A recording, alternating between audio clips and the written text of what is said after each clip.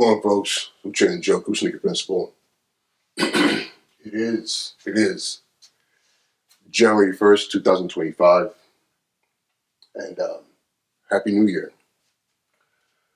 This is an episode of the podcast, so I'm recording it as such. As you guys know, I'm on a mission to record content every single day from now through June June 30th. These are the challenges given to me by a good friend of mine, and I decided to start. I think it was like 2 or 3 days after he told me this, which means now I've recorded 18 days of content. Today will be day number 19. But technically, this is the beginning of the challenge. He said to me, "Why don't you record and create content every day, from January all the way through June? Commit 6 months nonstop of just creating your podcast, whatever it is. Just create every day." And I like the idea because I've been on a mission for a while now of no days off, working out every single day, doing something related to my health every single day, whether it's a walk, push-ups, going to the gym, meditating, stretching, but making sure that my body is engaged in some capacity without just laying around doing nothing. So this morning, this is officially day 1 of the 6-month challenge, even though this is day 19 of me creating content every single day. So this past 18 days were kind of my pre-season. It was kind of like a 18 days of warm-ups. And here I am right now. So I'm excited. I'm excited about this, about seeing what comes out of this. I am a big believer in manifestation, but not manifestation for the sake of just like, oh, I want to have a brand new car or a brand new house, or I want to go to Egypt. So I'm going to manifest, and these things will come from heaven. Manna will fall from heaven upon me. That's not me. What I believe is that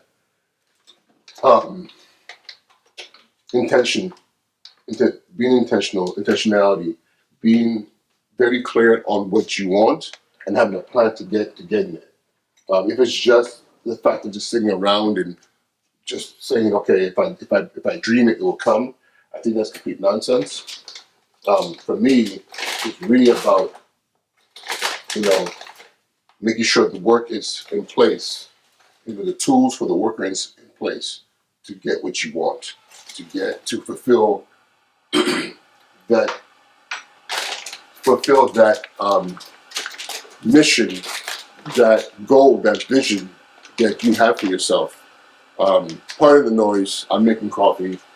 I'm sure you've seen me make coffee many times in my Instagram, but yeah, that is the thing.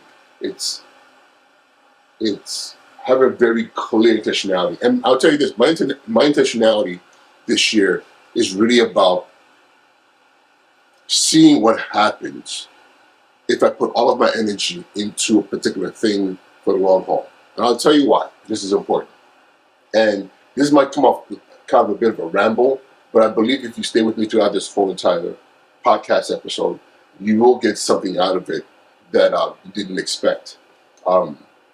So let me rewind a little bit.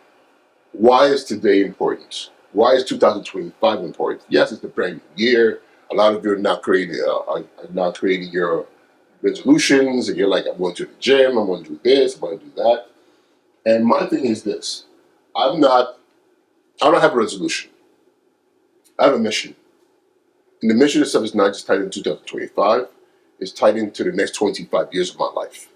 I'm sure not 25, next 20 years. 20 years. Why is that important? Because 2005, I was lost. I was very, very lost. I had just gone through some traumatic situations in relationship, in my finances, in just just work wise. I just didn't know what I was doing, why I was doing it, where everything was going to go to. I just felt like everyone around me, my friends and everybody else, had a very clear um, they had a clear vision of what they wanted, where they were going, what they were going to do, and I just didn't know. As a mom getting these jobs and knowing like, oh my God, I just got this job at this company, I'm going to be doing this. And mind you, this is a few years out of college, so here's the phase when you're building your career, where you're figuring out what you're going to do next. And those 5 years after college were just, I was floundering, and I told myself, you know what, I'm just going to make a decision right now. And the decision was to go to law school. I bought the LSAT books. I took the exams and I researched um, law schools in Los Angeles, California. I went through all these different things. And to make a long story short, I was advised to really not go for the first thing that came my way, the first law school, the first whatever. I was told, take your time and make a very clear decision about what you want. Make sure whatever it is you're going to do is a thing that that is in alignment with the vision you have for yourself. So I told myself, okay, fine. I'm going to really sit down, really kill this LSATs, make sure that I get a high enough score to get into a school like UCLA, USC, even if I have to go to Stanford or Berkeley or one of these schools, Pepperdine. I think Pepperdine had a law school. But one of these places, but I knew it was going to take time, and I was advised, to get some work that allowed me the time and space to study. And becoming a substitute teacher made the most sense. It's a day by day contract. It's not a long term commitment. Um, it's schools, so there's always work because people always quitting or whatever the case is. So I decided I was going to do that. What was funny was that at the time there was a hiring freeze in Los Angeles, and so I decided I was talking to some friends in New York that I'd come to New York because I went to school. I attended the University of Rochester, upstate New York, and I had more than enough friends from upstate New York who lived in New York City, and were like, "Just come to the city. We go all hang out, and there's mad jobs for teachers out here to come and do this." So I came here, and that was June of 2020. I'm sorry, June of 2005. And it's interesting. It just hit me right now. My challenge is to take me from January till um, June. So by the time I'm done with the challenge of recording content every year, I would have literally hit 20 years since I first arrived in New York City and became a resident of New York City. And don't get me wrong, in that time, incredible things have happened. The substitute teacher is now a principal, 3 schools. I've run 3 schools already.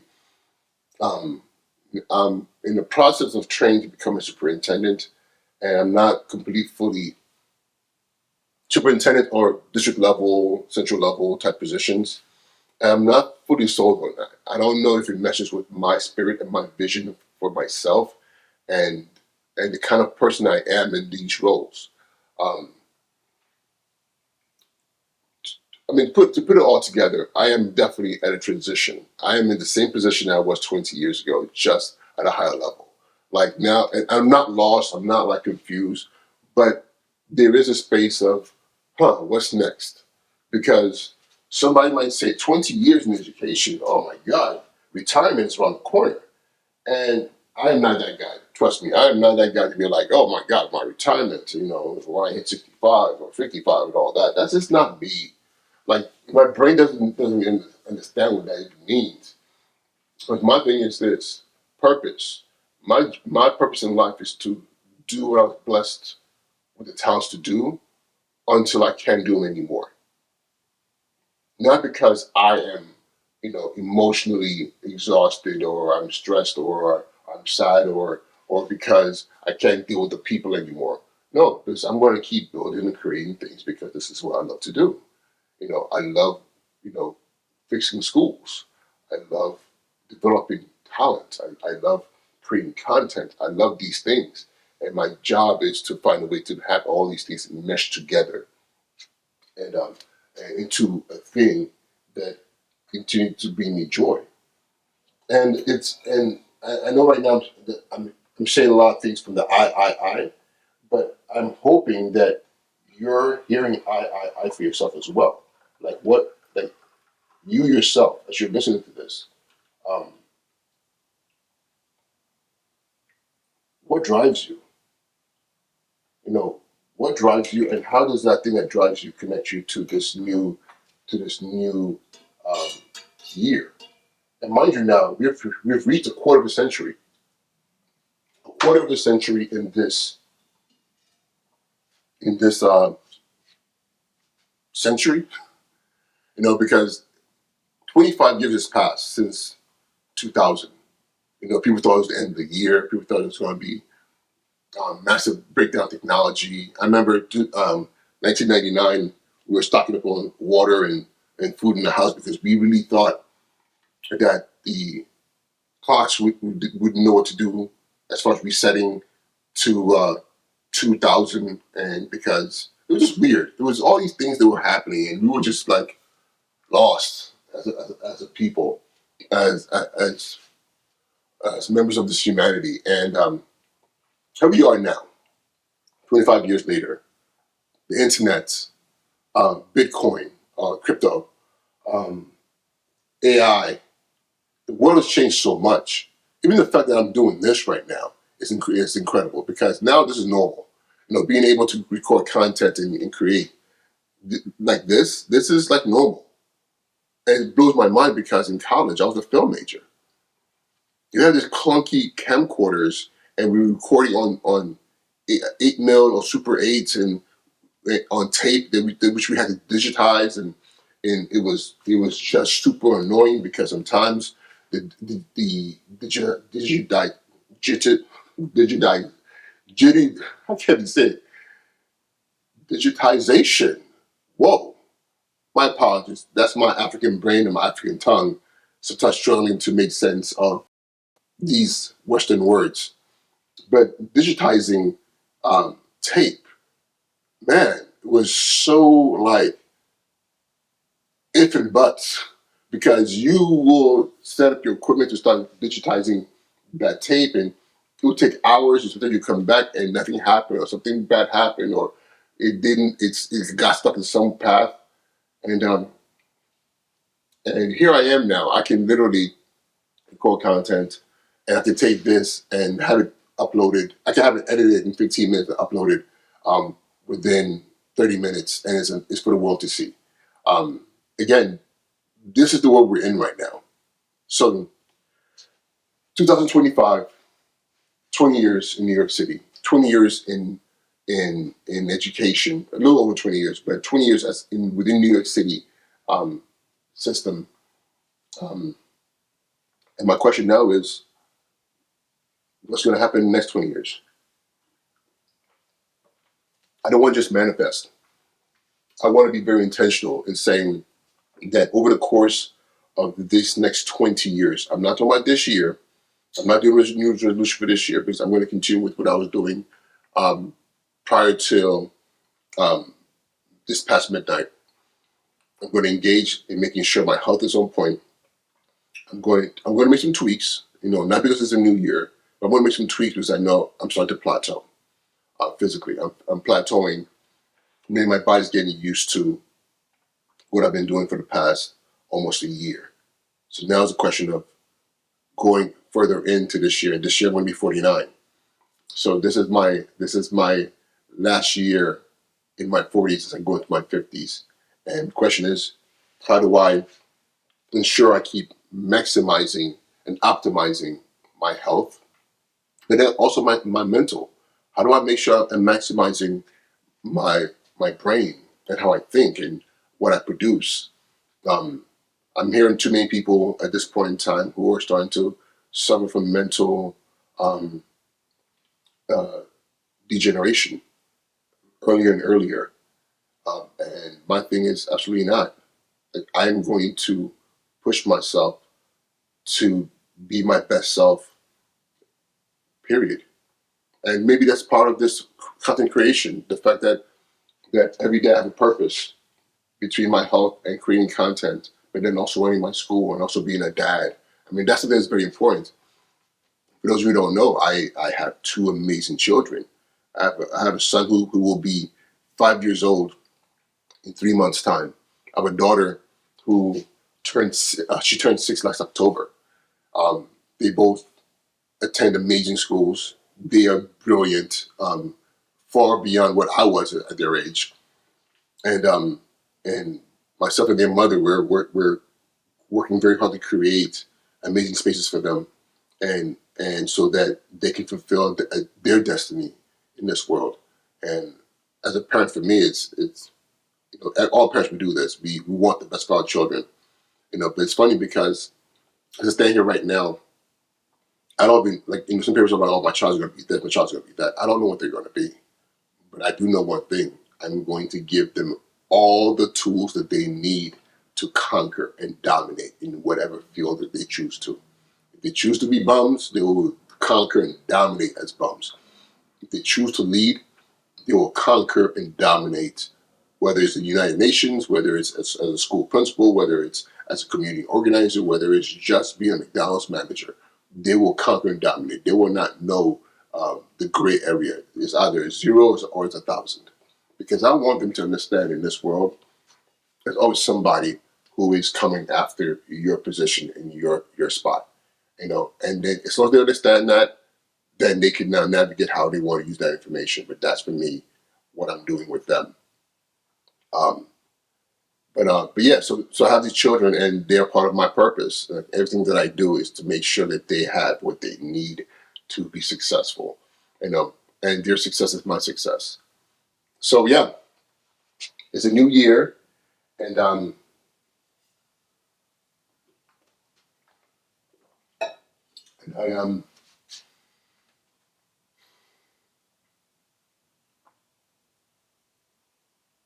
I'm ready.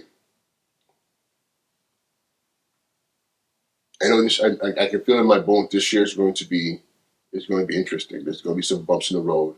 There's going to be all kinds of adventures. There's going to be new people in my life. I can feel it. There's going to be opportunities that I never envisioned before, or not I never envisioned, that I couldn't articulate, because I know they're coming, and I just know I just haven't had the ability to fully comprehend what these things that are coming my way are. But the most important thing is that I need to be ready. You need to be ready, because as you go into this year now, what is it exactly that you're seeing for yourself? And I'm talking about not resolutions, not, oh, this year I want to do this, I want to lose weight. No, I'm talking about, what do you see for yourself? What's that next level up? Because again, you got to see it.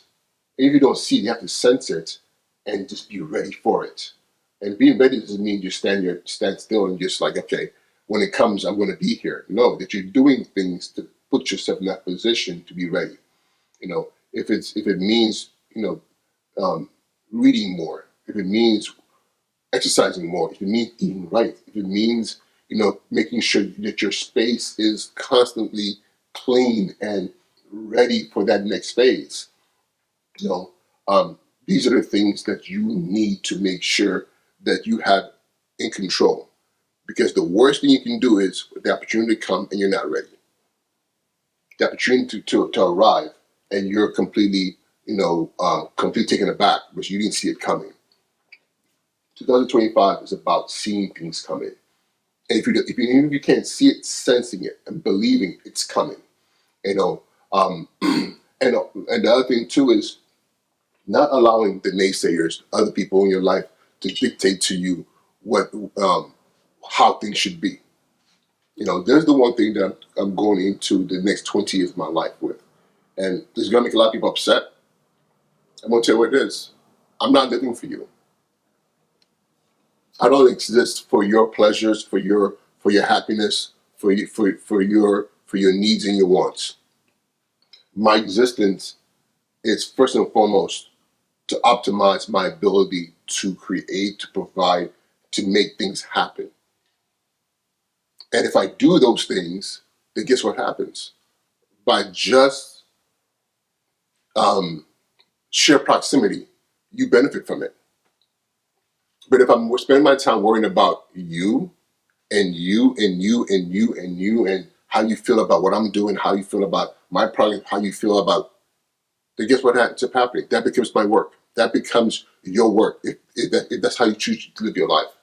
Worrying about what other people say, what people are doing, what people expect from you, then that becomes the job. Because now everything you're doing is to make sure that you're satisfying their wants and needs.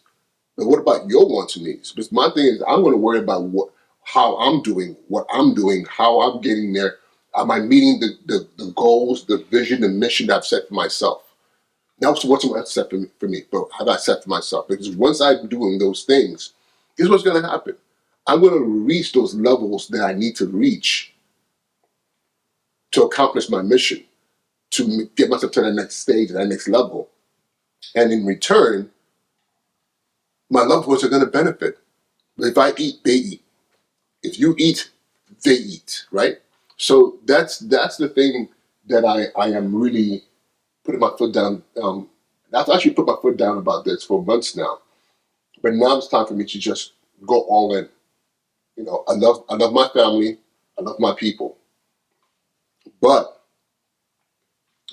I have a vision, and that vision is now the North Star of my mission. And I have to get it accomplished. I have to move in that direction, and because of my vision, my people will not perish.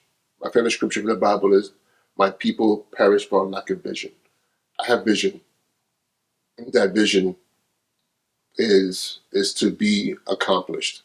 And as I accomplish it, my people will be taken care of. My family will be taken care of, my children, my loved ones. But I have to be selfish in making sure that I am doing what I need to do. I am doing what I need to do and being unapologetic about it. Not having two minds. Not beating myself up because somebody said X, Y, Z, or somebody's feeling some kind of way. I'm hoping that you find some kind of encouragement from this, because that's how I'm moving. So I'm gonna cut this short. This podcast episode, I know it's very random and very all over the place, but if you rocks with me, you rocks with me, and hopefully you listen to the whole entire thing and you got something out of it. And if you didn't listen to the whole entire thing, I still appreciate you. If you got nothing out of it, I still appreciate you, because I got something out of it, because just hearing myself speak further solidifies the work that I know I'm going to be doing over the course of the next 20 years. And I'm going to do it looking good. I'm going to tell you that right now. And in closing, I want to say this in closing before I come off. People are always asking me, hey, man, what's up with the shirt? How come you don't have a shirt on when you do these morning things? Because I woke up and that's how I am. But the funny thing is, I'm gonna say this. If I was doing the same video sitting on the beach with my coffee, no one would say anything about the shirt. Which I thought was very, very funny. If I'm walking the beach and I start to record a video with my daughter and my kids, no one's gonna say anything about the shirt. But why is everybody saying something about the shirt when I'm standing in the kitchen making coffee and talking? Think about that. What is it about your discomfort, either with me or with yourself, that makes me standing here upset you? I probably just lost 1 million potential viewers, but I don't care. It's something that you have to ask yourself. But I say that to say, all of you out there, listen, I'm going to be 49 this year. And I was 350 pounds, and I have to find a way to get myself to where I need to be healthy, because I couldn't be 350, have children, and expect to see them be 40. And that's one of my goals. One of not goals, but my vision and then also a mission, two of them that's on my list. I would live to be 120. That is my vision. I would live to be 120. But also, I would live to see my children in their 40s. and be able to interact with them and engage with them and see my grandchildren and people saying, "Whoa, that's your grandfather? How old is he again? Wow." That's all I want. That's all I want to hear. So I've been working on that now, and this is at the tail end of this past 20 years. Now the next 20 years is how do I? It's not how do I. I will maximize my health, my mental acuity, my strength, everything about me. So in 20 years from now, when I make the next video in 20 years, people are like, "God damn, that guy's different. That man is different." And I hope you do something for yourselves as well, so people can say that that man is different, that woman is different. All right, y'all. We're training Joker Sneaker Principle. Happy New Year, and I'll see y'all tomorrow. Peace.